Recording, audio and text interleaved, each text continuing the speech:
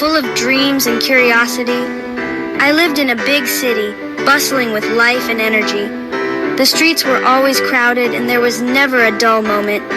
But amidst all the excitement, I was scared of stray dogs. They roamed the streets freely, and their presence always made me uneasy. I would see them on the streets, scavenging for food and wandering aimlessly. They seemed to be everywhere. They looked dirty and dangerous, with matted fur and wary eyes. I couldn't help but feel a sense of dread whenever I saw them. Aryan would cross the road if he saw a stray, his heart pounding in his chest. He would take the long way home just to avoid them. Sometimes he would even hide behind his mother, clutching her skirt tightly, hoping the dogs wouldn't notice him. He wished the dogs would just go away, disappear from his world. The fear was always there, lurking in the back of his mind. One hot afternoon, Aryan was walking home from school, the sun beating down on him. The streets were quieter than usual. He saw a group of children throwing stones at a skinny brown dog. The sight made his heart ache. The dog was cowering in fear, its body trembling. It looked so helpless and vulnerable. I wanted to help. I felt a surge of courage, a desire to protect the innocent creature. But I was too scared. The fear was too strong. I ran home as fast as I could, my heart heavy with guilt and regret. The next day, I was playing in the park, enjoying the fresh air and the laughter of other children around me. The sun was shining brightly, and the park was filled with the sounds of joy and excitement. As I was running around, I noticed an old man sitting on a bench, feeding a group of stray dogs. He seemed so calm and content, surrounded by the dogs who eagerly awaited their meal. The man had a kind face and gentle eyes that sparkled with warmth. I was curious about him and the dogs. There was something special about the way he interacted with them. I slowly approached the man, feeling a mix of curiosity and caution. The dog seemed friendly, and the man looked up as I got closer. "Excuse me, sir? Why are you feeding those dogs?" I asked, my voice filled with genuine curiosity. The old man smiled warmly at me, his eyes crinkling at the corners. "Mr. Shankar, they are hungry, just like us," he said as he continued to pour food into bowls for the dogs. "Their names are Bruno, Lucy, and Jack. They are my friends." He introduced each dog to me, petting them affectionately. "Friends? But they are stray dogs," I said, puzzled by the idea. "Mr. Shankar?" "Yes, but that doesn't mean they are not worthy of our love and care," he replied, his voice filled with wisdom and kindness.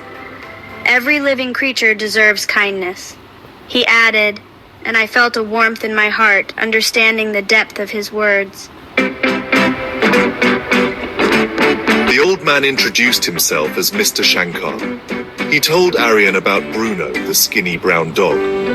Bruno was once a happy dog with a family, but they moved away and left him behind. Bruno was heartbroken. Aryan listened intently. He felt a pang of sympathy for Bruno. "Mr. Shankar, I continued to feed the dogs every day.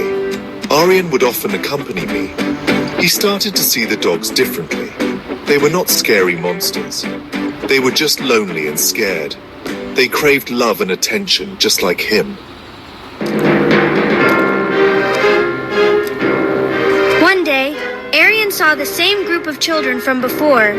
They were gathered in the park, laughing and playing, but Aryan noticed something unsettling. They were back, throwing stones at Bruno again. The poor dog yelped in pain, trying to dodge the cruel projectiles. This time, Aryan didn't hesitate. His heart pounded as he sprinted towards the scene, determined to stop the bullying. He ran towards Bruno and stood in front of him, shielding him. His small frame was a barrier between the dog and the aggressors. "Stop it! Leave him alone!" Aryan shouted, his voice trembling but firm. He couldn't bear to see Bruno hurt any longer. The children were taken aback by Aryan's sudden bravery. They had never seen him stand up like this before. They mumbled some insults and ran away. their laughter replaced by nervous glances over their shoulders. Bruno whimpered and licked Arian's hand, his eyes filled with gratitude. The bond between them grew stronger in that moment. Arian felt a surge of protectiveness towards the dog. He knew he couldn't let anything happen to Bruno ever again. From that day on, Arian made a promise to himself. He vowed to be Bruno's protector no matter what. He would always protect Bruno and the other stray dogs. Arian's heart swelled with a newfound sense of purpose and courage. Arian started spending more time with the dogs. He would bring them food and water. He would play fetch with them in the park. He even convinced his parents to let him bathe Bruno.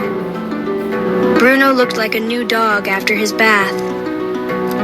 Arian and Bruno became the best of friends. They were inseparable.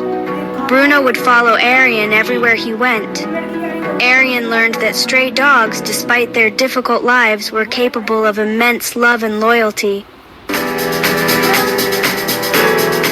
Arian's fear of stray dogs had vanished completely. He had replaced it with love, compassion, and a sense of responsibility. He learned a valuable lesson from Mr. Shankar and Bruno. He learned that kindness is a language everyone understands, even animals. Arian's journey taught him that every living creature deserves to be treated with respect and empathy.